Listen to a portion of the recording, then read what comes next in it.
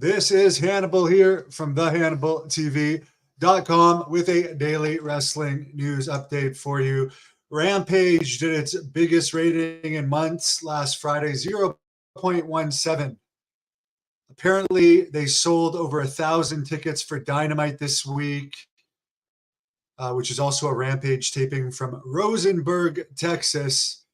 But they had to put tickets down to $10, which helped. So there's a total of 3,500 tickets out right now.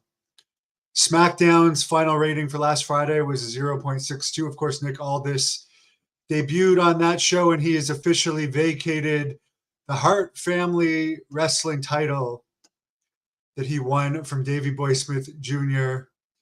for Bret Hart's company that I don't know how often they run. But Nick Aldis is not going to drop the title. He's vacated it. Best wishes to Harry Smith, by the way, old friend of mine who I've known since he was about 14 and I was 17. Back in the Matt Rats days, he's had diverticulitis, the same thing that Brock Lesnar has been dealing with, as well as his appendix removed. For Raw tonight, there's 7,200 tickets out in Oklahoma. Speaking of the Hart family, 20 years ago today, Stu Hart passed away. Now, I remember I was training in the dungeon at that time, and I'll tell you my one memory from the funeral. There was a funeral procession where everyone parked at the Hart house. There's about 1,400 people at the funeral. The funniest part about the funeral, the other thing I remember, is at the end of the funeral, a big fat lady sang, and I was just thinking to myself, that old New Kids on the Block song, you know, it ain't over till the fat lady sings. There's big, fat, 450, 500-pound woman singing at the end of his funeral. I remember Benoit was there. Lance Storm was one of the pallbearers. I seem to recall Chris Jericho may have been there, but Vince McMahon was definitely there. But what I was bringing up the procession for, Daniel Legale, Olympic gold medalist, who I trained with before, Canadian Olympic gold medalist, who had just recently won the Olympics. But what I remember, and this is kind of a nasty story, is there's a dungeon entrance off from the side of the Hart House. Everyone was mostly going in the main Hart House. And of course, as a wrestler, that I spent most of my time in the dungeon, used the dungeon bathroom. So I went to take a piss in the dungeon bathroom because I had parked there. And I was driving, doing the procession with one of the referees, Richard Gaida, which I forget what his wrestling name was. Dick Gaida, maybe they let him use his real name. But for some reason, someone had clogged the downstairs toilet. And people, I guess when you got to go. People, it was so disgusting. There was literally shit overflowing the toilet. Because it was like maybe the upstairs bathroom was full or what, I don't know. But like there was an overflow of shit in the downstairs toilet. And it was one of the grossest things I've ever seen in my life. And no, I did not piss on top of all that. I held it till we got to the funeral parlor. By the time we got back for the reception, I remember they had big horse troughs full of beer. There was a lot of natives at the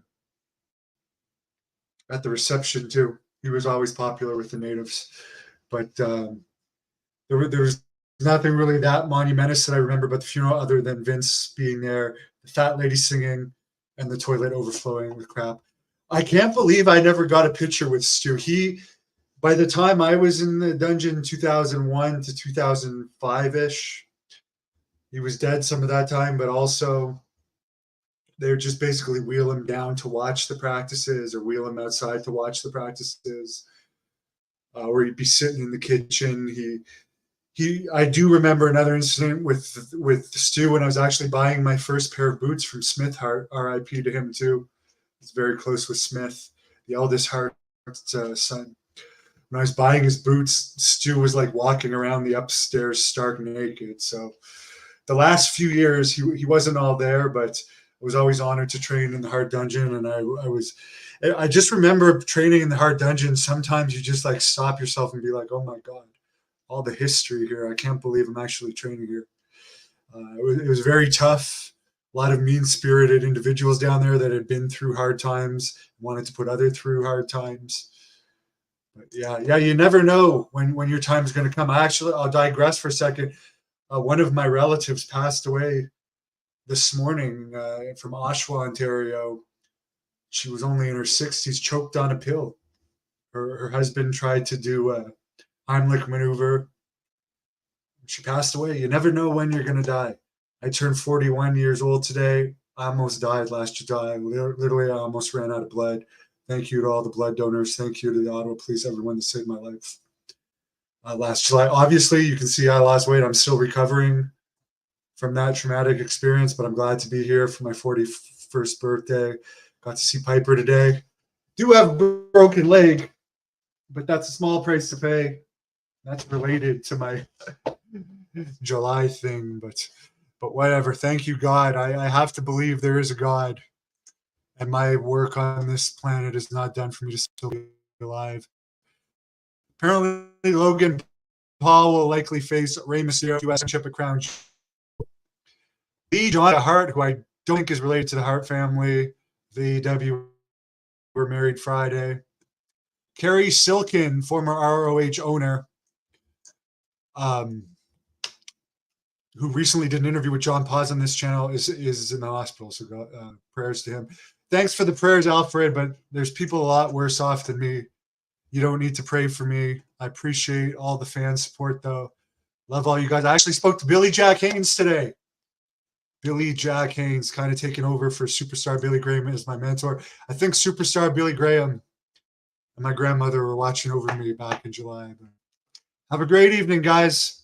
Appreciate all your support over the years.